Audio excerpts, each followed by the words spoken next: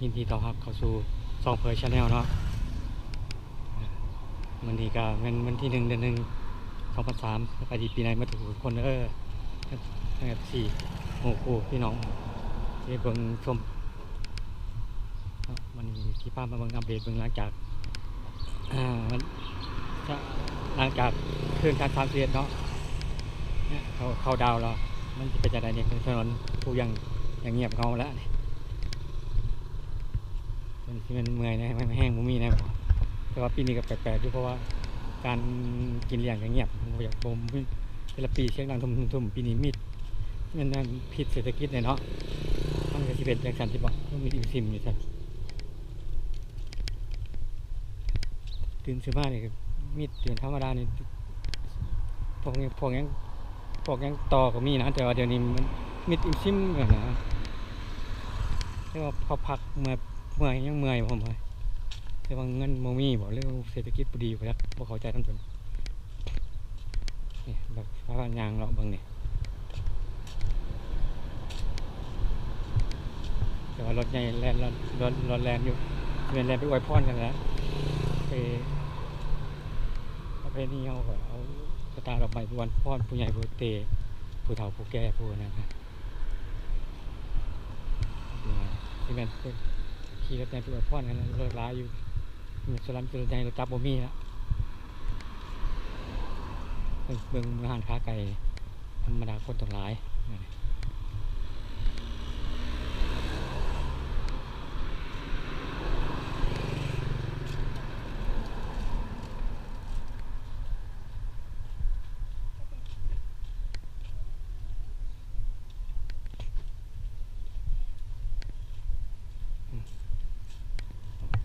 มีอยู่ฟ้าปลายเนาะคนโบราณมีอยู่อาหารค้าไก่คนมากินอยู่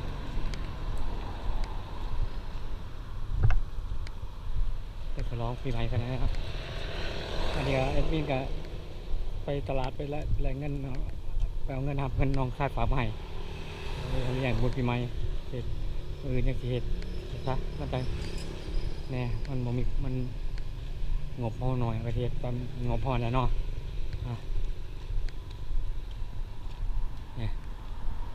มีอยู่แต่เวลาทำงานเต็มนั่ง2-3 โต๊ะ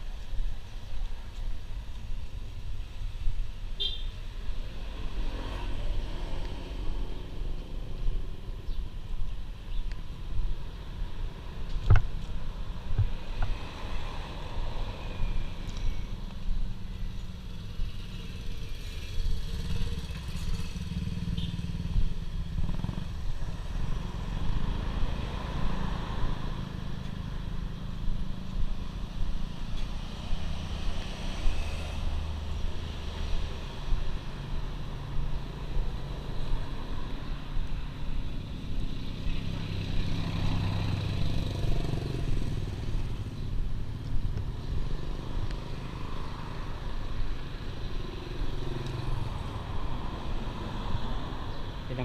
ำคนอย่างเขานำเป็นบอกธรรมดาครับเงียบซิมเนี่ย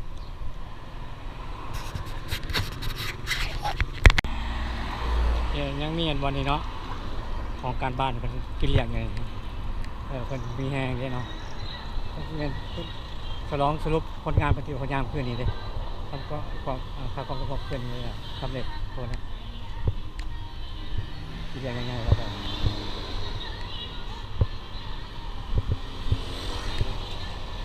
เป็นกระบวนนั่นก็เนาะ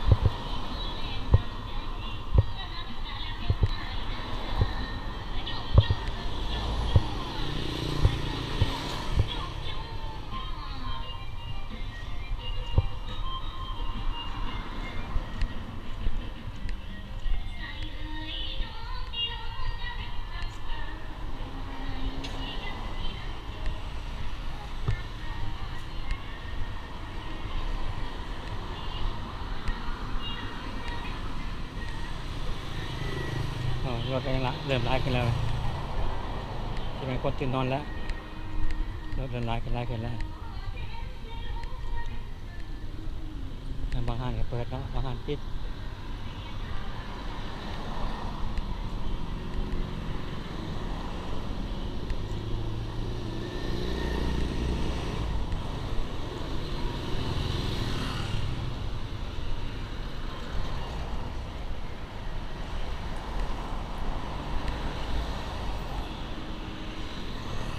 งามเลย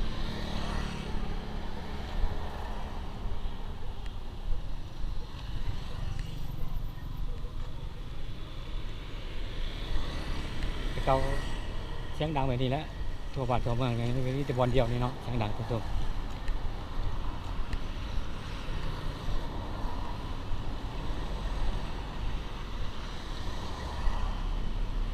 ๆโรงเรียนผัดขาว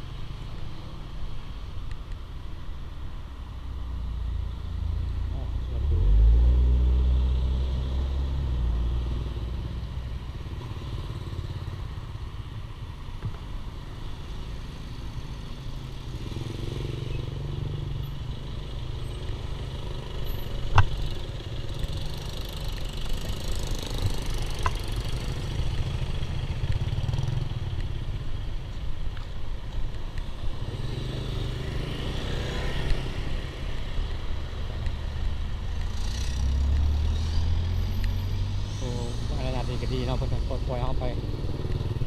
คือว่าตัวนี้ใช้ดีเยอะเรียนเอาอย่างครับจอดเอาไปนี่ใช้บางคนโอ้ยแลนปุ๊ดเลย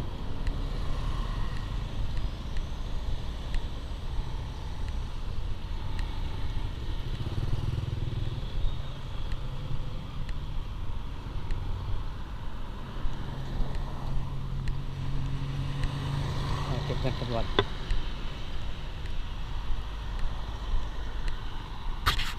มาแถวทัดมาแถวนะเวียงจันทร์เซ็นเตอร์แถวนะนี่เนาะดีพลัสครับเนี่ยครับดีพลัสนี่ตัวเห็นใหม่ก็ที่เห็นใหญ่เติบแล้วตัวนี้มันคงรู้ล้าแล้วเนี่ยนะพี่แรงมอซุ้มวัยรุ่นเข้มมาแถวนี้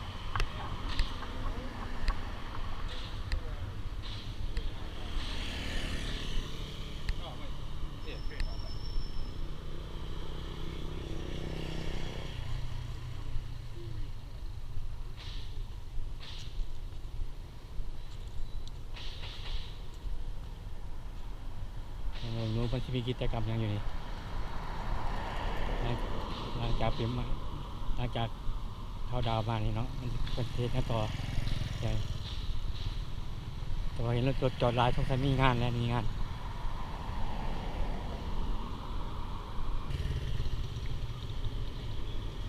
แต่ทั้งนอกผมเงียบอยู่เนาะเขาใช้ทั้งหลังหมดแล้ว มีงาน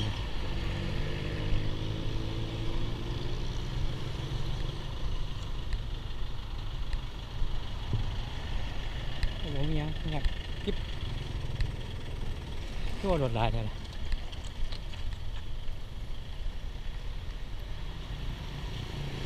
ขอไปว่าที่นะครับ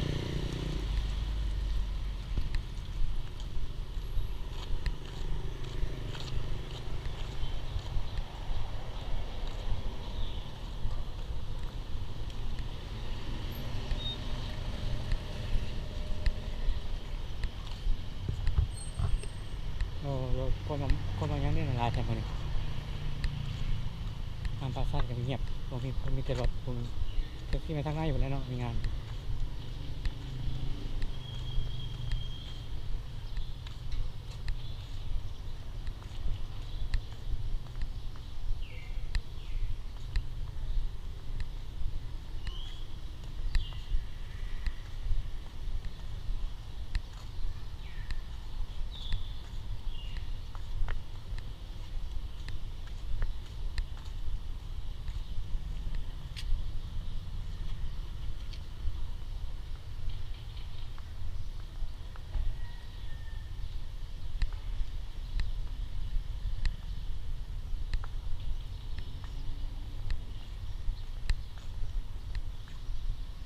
เป็นคริสต์มาสยังไงต่อเนาะไว้เนี่ยแต่เรามีงานอยู่ใน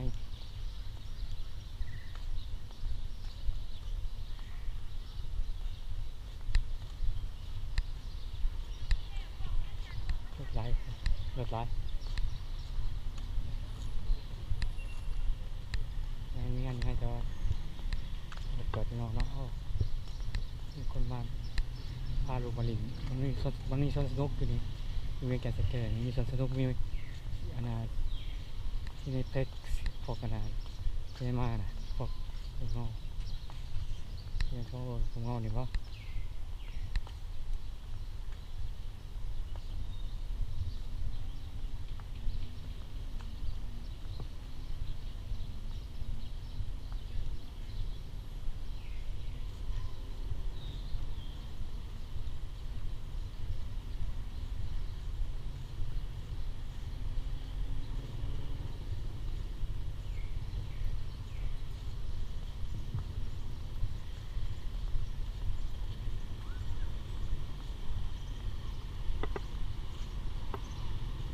คนเขาเอาได้นะเขาเคยพักกันคนอยากเขายังเอาได้อยู่แต่ว่ามียังไงเอา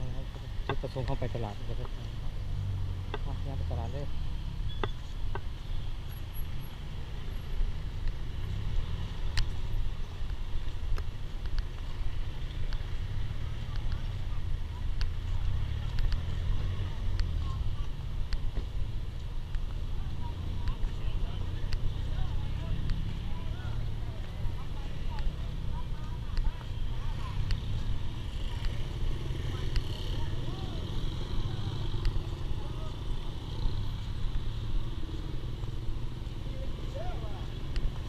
เด็กกับไล่เนาะเด็กมาไล่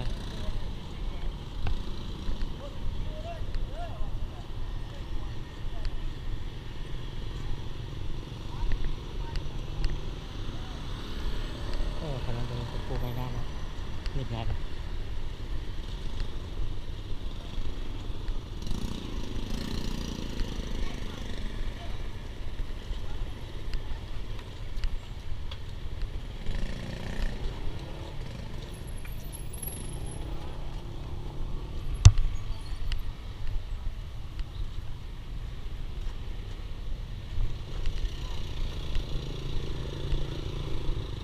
โอ้ข้ามปิดจ้ะทางอาหาร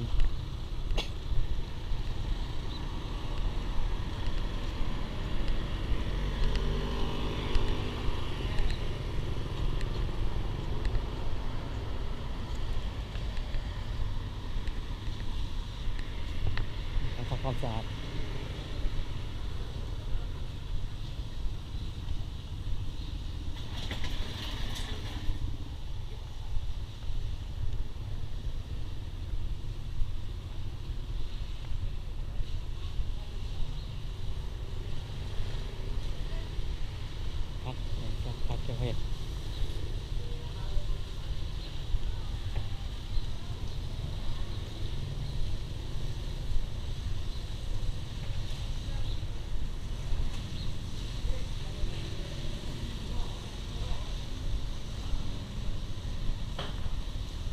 เข้ามา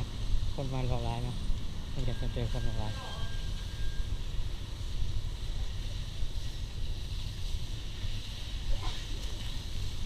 กับก่อสร้างไรนี่กับ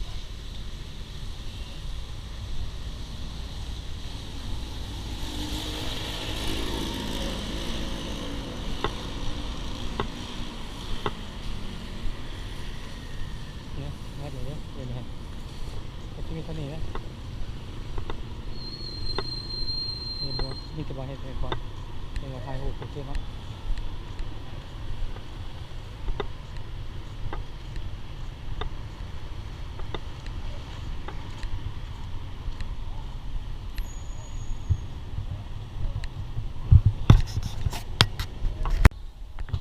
ตลาดเช้าเงียบกิ๊ดเลยคนกดเลยเปิดบางห้างเปิดบางห้างเนาะยังเงาอยู่ที่บ่แสดงเงินมาดิ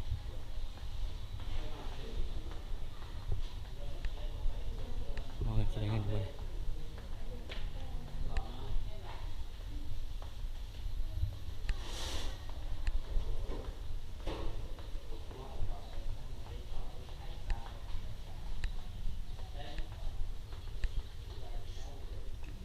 โอ้ปิดเบิดไปดิปิดเบิดเหรอโอ้ยมาชมเบิกเงินเอาเงินมอนิแกรมนี่นัดตัวนี้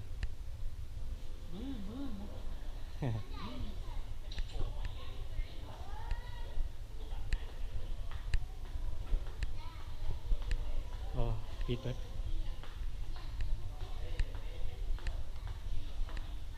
ตลาดเช้าแต่บุญปีใหม่เนาะเงายังเงาอยู่ไม่ใช่มีแน่นอนไม่ใช่แน่นอน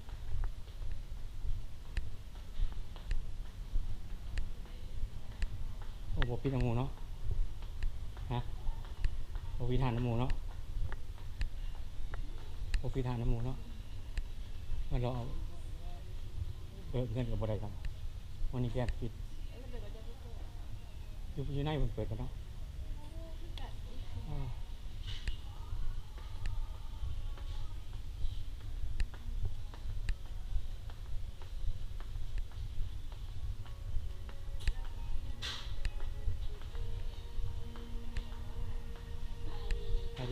เอาโกปั่นเนี่ยนะโกปั่นเปลี่ยนใหม่ป่ะเมื่อยยางเมื่อยตอนนี้เติมเงินป่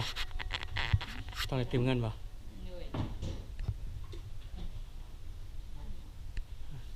เอามาวันนี้เขาปิดไว้ตัวนี้เลยบาย